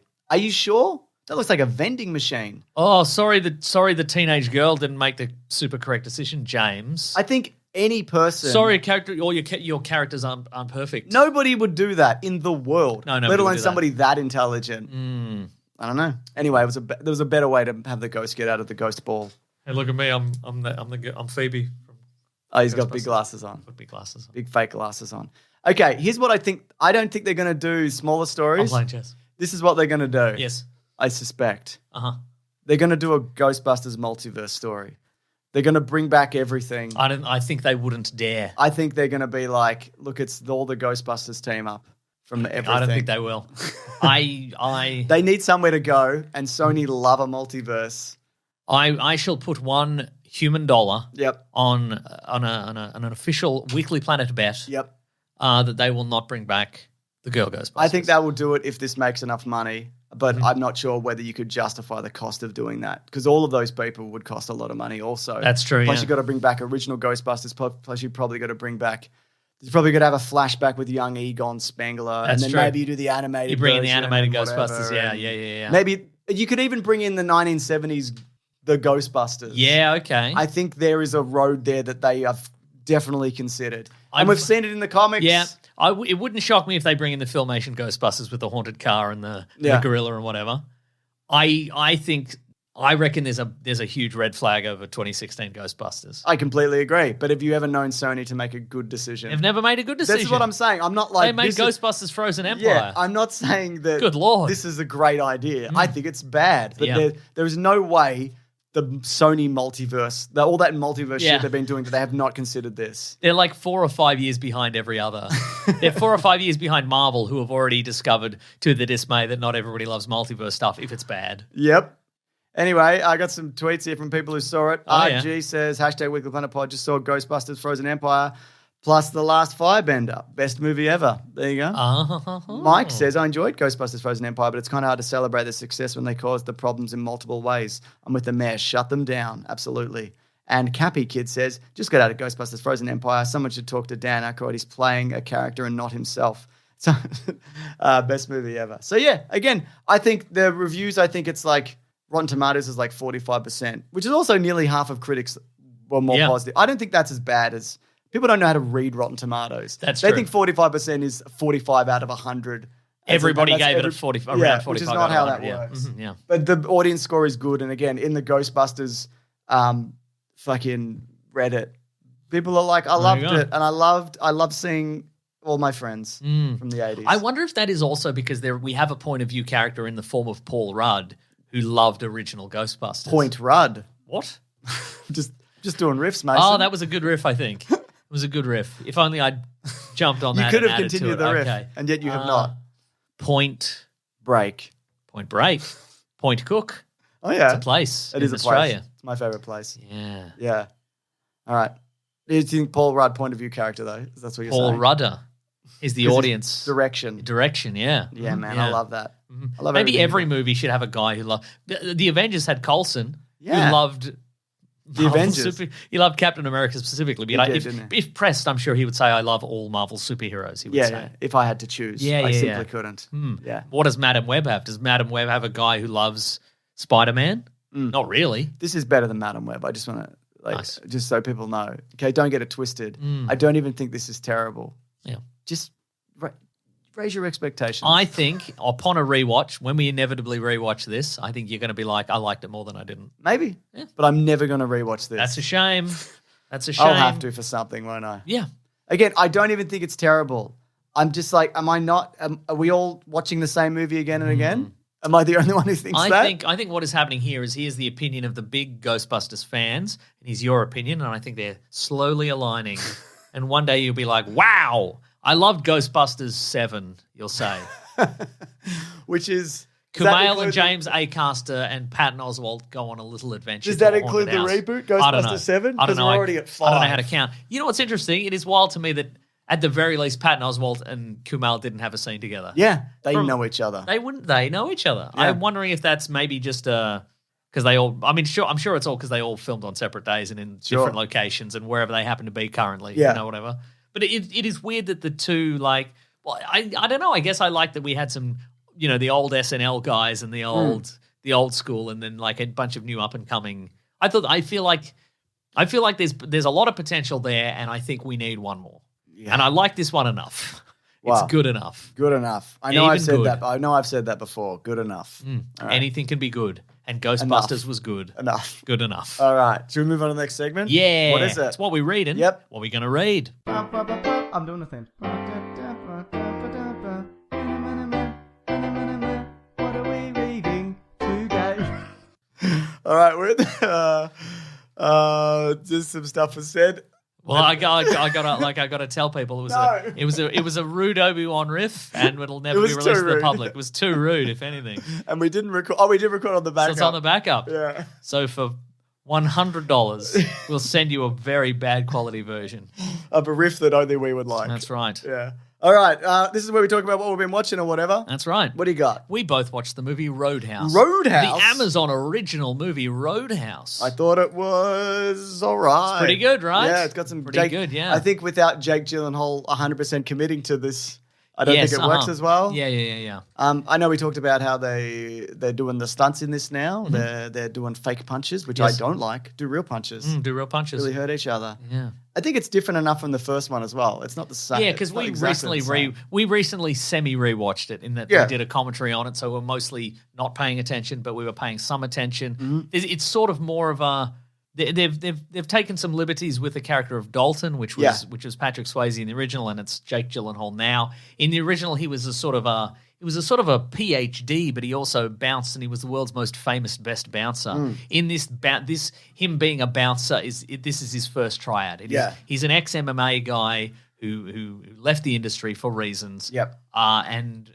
For good reasons. Yeah, and now for good reasons. And he's sort of crossing the country doing a sort of a grift. Where he finds sort of underground fighting tournaments, and he sort of what would you say he does? He intimidates people into giving up as opposed to fighting him, and he just sort of wins by default. Kind of thing. Absolutely. Right? So he's a little bit of a, but he's seemingly kept his training up. He's a sort of a morally grey kind of character, and then he's offered a job at to do a roadhouse. $5,000 a week to how much? Man, what are they turning around in that roadhouse if he's more getting than that? $5,000 a week? Well, think about it long term. Even if that's the profits from the week, and he cleans up that bar. Yeah, it's got Billy Magnuson. It's true. Got Conor McGregor. Yeah, that's right. This is his first acting role, I believe, Conor McGregor. And you can tell. I mean, he's going all out. Real life bad guy. Yes, but he's going for it. Feels like a GTA character. I was, exactly. I liked his sort of. He's got that chaotic energy. Yeah. It feels like kind of Statham in his first Fast and Furious appearance, but a bit more manic. Yeah. He's a little bit like Statham in Crank, probably. Yeah, okay. He's a combination of various Statham. I was talking to a mutual friend of ours, an Irish mutual friend of ours. Who? I'll tell you later. Okay. And he was Sean saying... Bean? Yeah, it was Sean Bean. And he was saying that apparently Conor McGregor's accent is getting more and more stereotypical, in real life. Like I've never heard him speak before, but like he's really kind of leaning into this whole vibe to it. Yeah, I think I liked we got Billy Magnuson as kind of the who people would know from No Time to Die and Aladdin and a bunch of other stuff. No Time to Die? Yeah, he is the guy that it's him and Felix Leiter have like a remember? Shit, yeah. I completely forgot about he's that. Good. He should be the Flash. Or Guy Gardner. I see that. Or Guy Gardner. What about American Psycho? We've talked about recently. He'd be a good American Psycho. Yeah, that's what I'm talking about. Yeah. I'm talking like we have to cast him in a comic book property though. Oh, then The Flash. Yeah. We'll do another The Flash movie. We'll just knock one of those out. Please. People will be excited for it. Yeah, I think this movie was pretty solid. It does also feel like a streaming movie. Some people would beg to differ, but I saw some people go, "Oh, this could get a cinema release." Well, yeah. I don't know if it'd do well in cinema release. Feels like a streaming movie because I watched it streaming. Yeah, but I would have gone to see this. Yeah, same. Yeah. Good fight scenes. Yeah, there is an interesting moment in it, and I guess I knew in my heart of hearts it would not be explored. But there's a moment after like the 10th massive all-in bar fight brawl, where Gyllenhaal's character Dalton says to the owner of the bar, "What is wrong with the people in this town?" Yeah, and I'm like, I think obviously it's just it's just a rough part of town, but like the level at which people go insane at the drop of a hat, I'm like, surely at the end they'll be like, "Oh yeah, there's MDMA in the water supply." Yeah, everybody's been drinking this LSD infused water, and everybody is seeing dragons all the time, which is why they because the brawls are just you turn to the person you're with and punch them. That's right. That kind of. I mean, it's intentionally over the top. I like Arturo Castro as well as one of the henchmen. Is he the guy who breaks his arm and he's always happy to see what is he in? What's he been in recently? Because I've seen him in something recently. He's a sort of a Is in Mr. Corman. No, that was definitely. He's in Narcos. He's in The Menu. There you go. He's in The Menu. That might have been where I've seen him recently. Yeah, I like him. I also like him. He's in Broad City, I think, as well. That might be it. Yeah. Anyway, I like him. Good stuff. Anyway, Roadhouse, it's free on Amazon Prime, completely free. You don't have to pay a single cent for it. Again, I didn't see any of the bunch of stuff that is out at the cinema currently. No, but we all next week because they're going to see Kong X Kong. Oh yeah, that's true. Kong X Con. Kong X Con. Yeah, he's been in gorilla jail and now he's out. It's cool. I didn't see Love Lies Bleeding. I was thinking about it, but then I didn't. But then there's other stuff. There's other stuff we got to see. Also, school holidays coming up, so that's a nightmare for cinema times. Oh, so enjoy that. I don't think little kids are seeing Love Lies Bleeding. They might. I'm going to see Kung Fu Panda 4. The Kristen Stewart lesbian bodybuilding yes. Heist movie. Of course they are. They are? You think so? It's great. Yeah. Apparently it's really good. I've heard it's good. I'm going to see Kung Fu Panda 4 as well. It's not out here because they line that with school holidays. Anyway, shall we do the next segment of the show? It's called Letters. We're going to do it. The classic one was letters, oh letters, we love you. Some letters, they're only a day away. You know they're here right now. We're going to do letters. Playing that out of my new phone Yeah. with its beautiful speakers. I've only just heard all the beautiful harmonies in that version. Oh, yeah. It's nice. It's very good, isn't it? People should hear the actual version, not the version that you play through your phone. I don't think people should. Okay, you're probably right. Yeah, just listen to it here. Play it through your Dolby Atmos. Okay, that's a good idea. So if you do want to reach the show, you can hashtag weeklyplanetpod on Twitter or weeklyplanetpod@gmail.com. I went to pop up some letters on my phone, but the first thing that came up was this photo of Carl Barron. Why do you have that? I don't know. Can I have that? I'll send it Do to you you. text it to me? Yeah, I'll text it to you. Just take a photo of it and then send it to me. Okay. Now, did I say how you reach the show? Did I do that? Yes, you Did I did. do it automatically? You do it automatically. That's Okay, great. cool. You got a letter? This is from. Oh boy, here we go. They're from Ireland, and their name is Dara Smith. Dara. Smith. Dara. Dara. Darragh. I'm going to say Dara. Sounds like a river. Hi, lads. Just wanted to thank you for all the great laughs and crack you've provided to me for the past 2 years. We don't do that. It's crack in the Irish sense, CRAIC. Oh, no. Remember we don't do that. We do real crack. We've been sending him drugs in the mail. Yes. That's right. Do you remember the Jim film, The Crack? I do. Yeah. Was it good? Maybe, probably.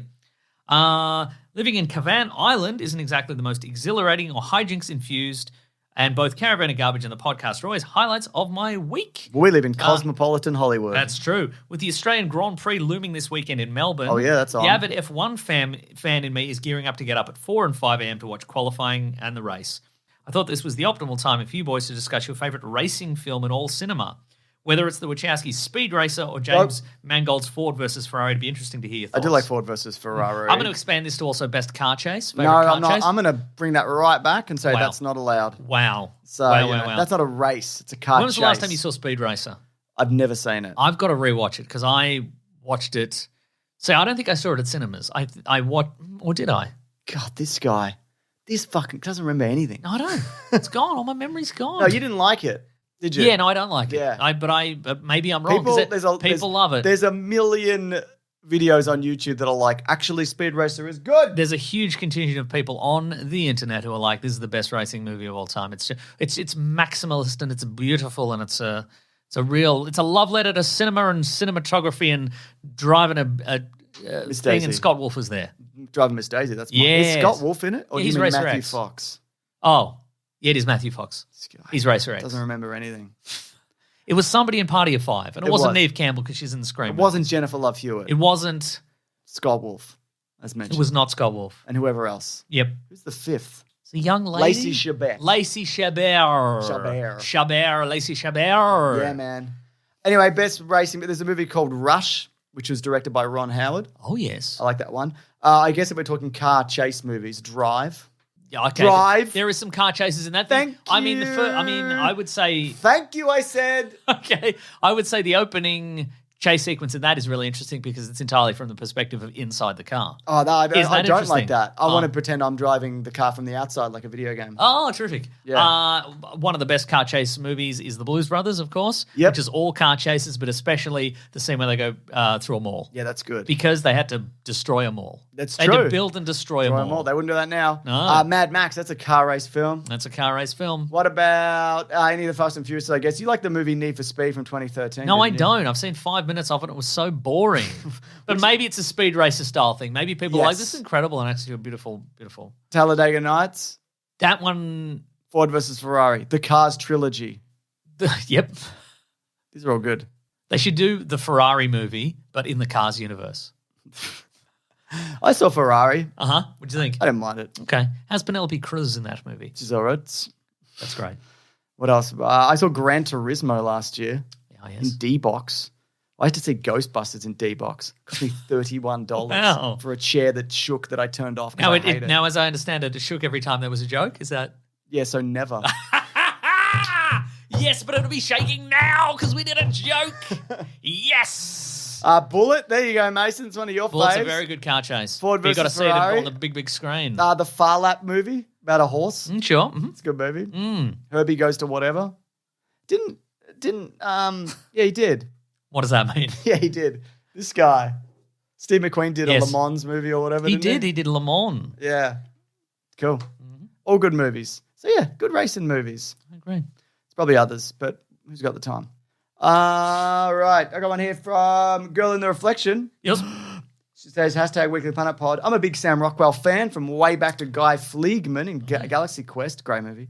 If you were to cast him as someone else in the MCU, who would it be? What about the DCU? Any roles you think he'd fit especially well? Yes, more dog time, please. We don't control dog time. No, that's true. It's not mandated. Yeah, dog comes and currently goes. we've got Ollie in the front room there, and she is not interested in currently Right, dog that's time. She's only interested when we get excited about That's right. the jokes in Ghostbusters. Correct, which is never. Was that already a joke? Did I explain over explain your joke? Yeah, but that's jokes. that normally attracts Ollie when one of us over explains the other guy's Mustn't joke. have heard it. Yeah. What I'm just going to go DCU. DCU. So Sam Rockwell. Here's something out of left field. What about Commissioner Gordon? Sam Rockwell. That's pretty good. What That's not about bad. the sports reporter guy in Superman? But I think he's already been cast. Sports reporter guy? Yeah, the sports guy who writes the Daily Planet. He's like a muscly kind of jock guy who works with Superman. Are you thinking of Bulldog from the sitcom Frasier? It's kind of like that, but not. Okay, him. Yeah. sure. There's a dude like that in Superman. Is there? Yeah. Okay, great. I Yeah. love that. What about this? Well, now Ollie's going nuts. Yeah, I Because know. we mentioned Bulldog from the movie Frasier, Yeah. the TV series Frasier. that's right. Not the movie version of Frasier. And I've put also, because I already wrote this prior, and I mentioned this one earlier, but Ted Cord or Blue Beetle. Ted Cord, who is Blue Beetle. No, or, so I Booster fucked Gold? this up. Booster Gold. Mr. Yeah. Goldblum. Yeah, okay, yeah. Because I mean, what's he got? He's got rhythm. Yep. He's funny. He can He's dance. He can he's- fight. He can fight. He can be kind of schlubby. Yep. He can be on so the fat moon. Batman. Yeah, he can fat be- out of shape Batman. Love that. Yeah. He could be on the moon. I agree. He would be a good Joker. Yes, I think I see where you're going with that. I reckon Widow's Peak. there's big smile. there is definitely a Dancing. a Batman villain in him. I think. Yeah. but what? Scarecrow. Is it? No. Bane. No. Brewster's Millions. No. As in Bruce Wayne's Millions. No. He's got to be like Penguin. no Riddler. No. Catman. Yeah, Man-Bat. maybe because there's a version of Catman where he's like depressed. Okay. Maybe depressed Catman. Great. Because there's like a version where he's all sad and then he Yeah. turns his life around. So we don't want to see that bit. We Okay. want to see him where he's Just the sad. sad part. Sad Catman. Okay, Great. there it is. Done. Nice. Here's an email from Dustin. Dustin. I was listening to the podcast Just while in riding a time. bus from the city. Oh, we must be almost hit nice. that bridge in Footscray that always gets hit by buses and trucks, like Love 10 that times a year. bridge. The Montague Street Bridge. Yeah, man. We came to a sudden stop, which was good. Everyone on the bus was okay, and me and the person next to me had a good laugh Why about was the it. bus even going that way? I don't Shouldn't know. it's on a route, shouldn't it not go that way? Maybe they hired the bus to crash into the bridge. Yeah, maybe they did. But I Or just did they saw fail? Ghostbusters Frozen Empire, so I'd be sad if that was the last movie I saw before dying in a horrible bus crash. Yeah, that's true. Love the show. Keep up the good work. Thank you, Dustin. We'll always keep up the good work. That's true. And that bus needs to get it together. Yeah. Yeah. For people who don't know, there's a bridge in Melbourne called the Montague Street Bridge. It's too low. It's on Montague Street. That's too the low. correct height, but it's got too low. it's got a million signs leading up to it that say there's a height restriction. You will crash into this bridge. Yeah. Please don't. If you're higher than this, you can't do it. Yeah. But people do it. And there's so many warnings. There's so many ways to turn off as well. Yep. And people are just like, nah, I got this. Yeah. I And feel by that I mean they don't read any of the signs because they don't think they apply to them. No, and they don't. Yep. This is from Dan M, who says, #Weekly Planet Pod, waited patiently for Jumanji Welcome to the Jungle to appear on the list, but by the time I got to number 4, I realized it wasn't there. So last week we talked about legacy sequels. Fits all the criteria, a lot of fun, and probably worth 4 Meso thumbs up at least. Yeah, there's a few that weren't on there. Mad Max Fury Road I was wasn't got on that. there. Well, Joshua's emailed in. I said I listened to the episode this week. Couldn't believe the list of legacy Hey, sequels left I off just Mad want to Max point Fury out Road. as well, I know people think I don't do research, which isn't true. I actually intentionally, I went through a lot of lists, Oh, yeah? and that was the one that I thought, You didn't believe that was a good sequel. no, that I thought 100, this is a ridiculous list. And Yeah. most, and 50% of these aren't real movies. Joshua said, would you put it higher up than Top Gun Maverick? Yes. Interesting. I think it's a better film than Top Gun Maverick. Is it a better legacy sequel? I don't know. It's not really a legacy sequel, even though it is set. I mean, it's made. interesting. It's made Okay, like sure, it came sure. out like 20 or 30 years after Okay, the all right. previous one. What do you think? Ooh. I mean, I think it's certainly the best of the Mad Max movies. Agreed. And it's a tough call because they're both Maverick and Fury Road are lightning in a bottle kind of sequels where I'm like, there's no way I'd be interested in seeing that. There's no way it's going to be good, and they both were. Yeah. And that's shocking to me. Yeah. If you had to put one on right now, what would you watch? Few Maverick. Few Maverick. You watch some of Fury Road and then some of Maverick. I'd watch a minute at I a would time. 100% watch Fury Road any day over Maverick. I think today I would watch Maverick. Yep. But tomorrow's another day, isn't it? Tomorrow's Maverick Day, actually. Oh, damn it. I guess I'd watch Maverick today, then Maverick tomorrow, and then Fury Road. That's a great idea. And then Ghostbusters Frozen Empire. Yeah? Would you pay $31 for a seat that shakes? No. I paid $10 because I had some initially because I have a Hoyts membership. Sure. right? Mm-hmm. The ticket was $1. Whoa. But I had to push it back to a later session, and the only session was in D. $30 more. And I couldn't use any of my points, so they're just like, it's $31 for this. Wow. Yeah. So you paid $32? Yeah, because I had to. Wow. Because I like to tip. Must be nice. It is. It's nice. Yeah. I wish I had that dollar, though. One more email. This is from Ashton. Ashton? And I'm sorry to say it's another car crash related oh, my email. God. Hope this email finds you well. Today I was rear-ended and sent into another vehicle. This is my first car accident and the car might be totaled. To calm my nerves, when I got home, I put on the episode about Dune Part 2. Oh, my God. I've decided to undertake... I'm glad you're okay. Yeah, me too. I've decided to undertake watching the Dune movies and perhaps even reading the books. Don't do it. Undertake watching the Dune movie, so that includes the 1980s one, right? Exactly. Have we watched that? Should we watch that? Watched it. I think we will by the time the next Dune comes around. Okay. We'll check it out. Dune 84 Dune. Dune 84 Dune, yeah. And it's one movie as opposed to two movies. And it's so true. Yeah. Thank you both for providing some laughs after an intense day. God, again, that's lucky that you're not dead. Yeah. And you got to watch Dune.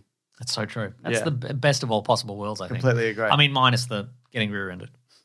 It's bad. That's bad. That is bad news. Bad, yeah. Cool. I've got one more tweet here, and it says, I'm just going to bring up the rest of it. Oh, there's a trailer for The Penguin. Yep. Looks good. Let's watch it now. Wah, wah, wah, wah. Looks good. It does look good. That's true. Yeah, and he's like, I remember a guy, and now I'm a guy. But I'm flippery. He is flippery, isn't he? Were you a little disappointed we didn't get anything like a novelty umbrella? No, we're going to get all of that. It's going to be novelty umbrellas all day. Great. Novelty umbrellas out the wazoo. Woo! So in and out the wazoo. That's right. Great. So I'm going to, I got a tweet here, and I meant to bring this up last week. But I'm listening. It says, this is from Chief Mackenzie Bock, who says, Dwayne Johnson being contractually obligated to never lose a fight makes this clip so much funnier because he can't handle it. This is Now, if Collins could put this in. This is a clip. It's Amelia de Moldenberg who did the chicken shop date. She does the chicken shop date videos. Very funny. Yep. And she is on the red carpet with The Rock, and she's doing rock, paper, scissors with him. And? She defeats him, and he gets mad about it. Yeah. Now, either he's acting very well, and he's containing his rage. I guess he assumed that she would let him win. Yeah. Or something, or he would win, and I don't know. It's just very funny. It really throws him. I can't find the thing because I want to send it to Collins to put it in. Anyway, Collins, put it in or don't. People can find it. Can we do rock, paper, scissors? Yes. Rock, paper, scissors. I won. Well, no, yeah, see, it's supposed to be rock, paper, scissors, go. Oh, what? This is cheat. What kind of bullshit? No, sorry, I just think I won. You just cheated. No, I think I just won. Would you want to do it again? Want to do it again? Okay. Rock, paper, scissors, shoot. Damn! I think my one was the British way, and it's a lot better. At first, I thought that you were just only doing rock. It's usually what I do. But since you cheated, then I recognize your game right away. Well, stop cheating at that game. Sorry. Yeah, she's fun on the red carpet. She is, yeah. I think we've talked about this, but I see some of those interviews. I'm like, I don't know who this British rapper is. Yeah. But a lot. I've watched a few because you click on the one you know, and then it goes through to the next couple. And I'm like, you got autoplay on, do you? Sometimes I do. Must be nice. Sometimes yeah, that's right. I paid $100 for autoplay. Yeah. All right, is that the show? That is the whole show. Thank you so much, folks, for listening. We appreciate it. I was surprised Owen Wilson appearance at the end. Are you surprised by that? Do you think he should be in maybe Ghostbusters next one? No. Next Ghostbusters? No, he doesn't have to do that. Interesting. Do you think he should? I'd welcome him. Nobody should have to be in those movies. I'd welcome him with open, goopy arms. Fair enough. It feels like the slime a bit. I mean, obviously it was meant to be. Well, he's. So the one bit I like was when Slime ate the pizza. I was going to say, I said that. I think if they'd had more time in the movie, I feel like everybody goes on a ghost-busting adventure and there's a big thing, but the B plot is Finn Wolfhard has to stop Slimer in the ghost house. Yeah, absolutely. It'd be good, I think. Folks, thank you so much for listening. We absolutely appreciate it. Thank you for telling your friends about the podcast because that is how we get new listeners. Eventually, we're going to run out of. Are we going to run out of? No, we're going to because people are friends and always having listeners? babies. Oh, that's so So true. you're Yeah. bringing them in. Yeah, that's true. Yeah. Mhm. Yeah. What do you think? I think that's cool. Yeah, me too. And thank you for leaving a 5-star review on your podcast catcher of choice. You can almost certainly do it in-app, and James will read out one of those reviews, or 2 of those reviews even. I'm actually going to read out 2. This one is from Rufio1617. Rufio from Peter Pan. Hook, yes. He says that these guys know Snake Eyes. Next week, by the way. Yeah. James and Mesa are those kinds of guys who make you feel like you've known them since forever. Every week I look forward to this podcast, and it really helps jumpstart my week. I love that. Just like a car. That's me saying that. Okay. He's saying Just in case people don't understand the context of that. Some people don't. Some people are dumber than me. Not a lot of people, but some are. This one's from Neil Graham, who says, very good podcast. My Monday morning commute has been listening to this for years. No complaints. I'm sure you can find something. Yeah. I mean, I found something to complain about of new Ghostbusters. That's true. I really had to Dig deep. yeah. And I discovered something about myself. It's that you're Hate mad. Ghostbusters. Well, you're mad about anything you have to pay $31 for. Yeah. That wasn't the reason. I'd be mad too, actually. That's not the reason why I didn't no like piece of it. entertainment's worth more than $30, I only remember I that think. later. I didn't remember. I'd forgotten because I turned the rumble off. You knew in your heart. I didn't know, Mason. I don't know anything in my heart. There's no truths there. That's great. Okay, what's next? Folks, if you want to get into contact with us, you can go to weeklyplanetpod@gmail.com. You can Keep them pithy. Yeah, keep them short and pithy. You got a way more chance of getting an email on here. You've got a way Also, more if chance. you just want to ask a yes or no question, I think that would Totally that would fine. save us a lot of time, honestly. Yeah, So we definitely. don't have to think of anything. you can even put it in the description only. That's true. Or you can even give us our opinions, honestly. We'd be happy to. You could be, do you like this, yes or no? I think Say yes. yeah, I think yes, and we'd be like, good call. Yeah, we do like that. We would like that, actually. easily influenced. Because by the time of the letters segment, God, we're tired. God, we're so You know, tired. we did stuff before this We as want to well. lie down. We want to crawl into into a sewer and go to sleep. Exactly. Yeah. You can go to the Planet Broadcasting Great Mates Facebook group and the Weekly Planet podcast subreddit and Discord. We have fun, civil Mason. chats about podcasts and pop culture. Thank you to Fidel and Maisie and Sarabi for moderating those forums and doing Incredible. TikToks and clips channels and videos and all sorts of stuff. So good. If you want to follow some people on the socials, follow our friend Rob Collins. He's at Rob Collins on Twitter. He's at The Weekly Planet on Twitter. He'll keep you up to date on all things The Weekly Planet. He also does videos as well and little clips and stuff. You want to see some clip highlights from the podcast? They'll be on the Twitter feed. Don't you even worry about that. Oh, you can follow God. me, Wikipedia Brown on Twitter, and Nick Maso on Instagram. James is Mr. Sunday Movies everywhere. Yes. Yes, exactly. Think right. about that. If you want to support the show, I did get all the handles. Don't Nice. worry about it. Nice, you've got it. If you want to support the show, you go to patreon.com/Mr. Sunday Movies. Chuck in a buck or an amount you would not miss if it were to disappear into the internet ether. That's right. And went into our dirty little pockets. We'd love that. That's right. We love or if all- you're a big spender, go to bigsandwich.co. Sign up for $9 per month. Bonus podcast, movie commentaries, early videos. There's a Doctor Who trailer as well. Doctor Who's coming back. Oh, that's right. I did see that. Look good. Yeah, Look good. Big budget. Big budget. Huge numbers. Huge, big numbers. Big numbers. Let's see. Else T-shirts on tpublic.com. Thank you to the Brute and the Basilisk and all our musical themes. The Brute and the Basilisk and Rackham for all our musical themes. James is doing a dab. Nope. Updates, folks. If you're wondering, we emailed the guy about he wants to buy the Mr. Sunday Movies channel. No response yet. Didn't hear back from him. We just want a I number. didn't feel like that wasn't even a serious offer. We just want a number. Just give me a number, man. Just a number. Give me a goddamn number. All right. Next week, Godzilla X Kong. Oh yeah, it's bro time. It's bro time, everybody. That's right. So looking forward to that. All right. Thanks, everyone. Grab that gem, you guys. We'll see you next week Goodbye. for more bro time. Does that just indicate this whole? It's Ghostbusters. Oh, I thought you were saying the whole podcast was just a sad time. It was a great podcast, Ghostbusters. Right.